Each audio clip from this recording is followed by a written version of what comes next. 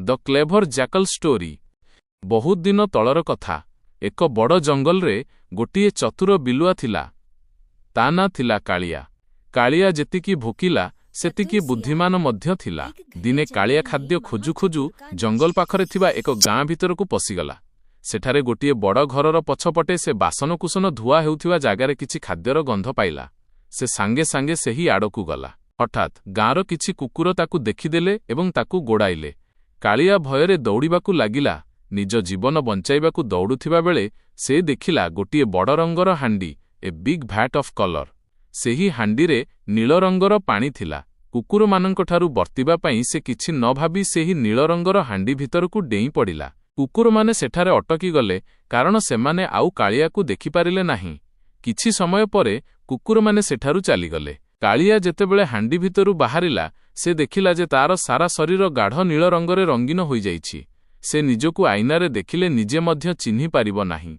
सेही नील रंग ताकू एक अद्भुत जीव भଳି देखा जाउथिला। एहा देखि कालियार चतुर मुंडरे एक बड़ योजना आसिला। से धीरे धीरे जंगल भितरकू फेरी आसिला। जंगलर अन्य पशुमाने जेतेबेले एही नील रंगर अजब जीवकू देखिले सेमाने भୟରେ दौड़िबाकू लागिले।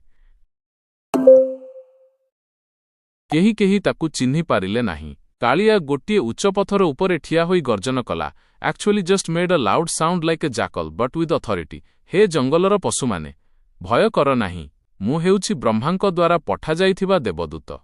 ब्रह्मा आम समस्तंकु शासन करिबा पई एवं तुममानंकर सुरक्षा पई मोते पठाइछंती। आजिठारु मु तुमर राजा। पशुमाने एही अद्भुत देखा जाउथिबा नील रंगर जीवकू देखि भयभीत हेले एवं तांकू सतरे भगवानंक दूत बोली विश्वास कले। सेमाने तार पूजा कले एवं तांकू राजा बोली ग्रहण कले। बाघ, सिंह, हाथी समस्ते कालियार आदेश पालन कले।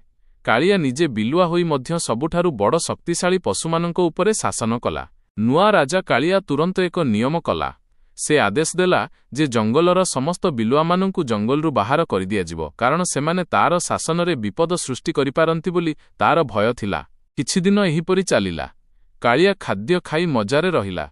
किंतु गोटिए रातिरे किछि बिलुआ मिसी जंगलर कोणरे पूर्णिमा रातिरे पाटी करिबाकू लागिले। सेमानंकर स्वर शुणी नील बिलुआ कालिया निजकू संभाळी पारिला नाही।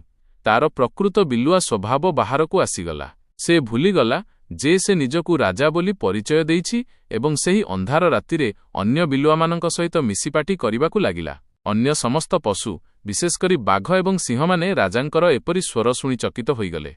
सेमाने शीघ्र बुझीगले जे एही देवदूत प्रकृतरे गोटिए चतुर बिलुआ व्यतीत आउ केही नुहे जे रंग लगाई तांकू बोका बनेई देइछि। निजर भूल जाणी पशुमाने रागरे नील बिलुआकू आक्रमण कले।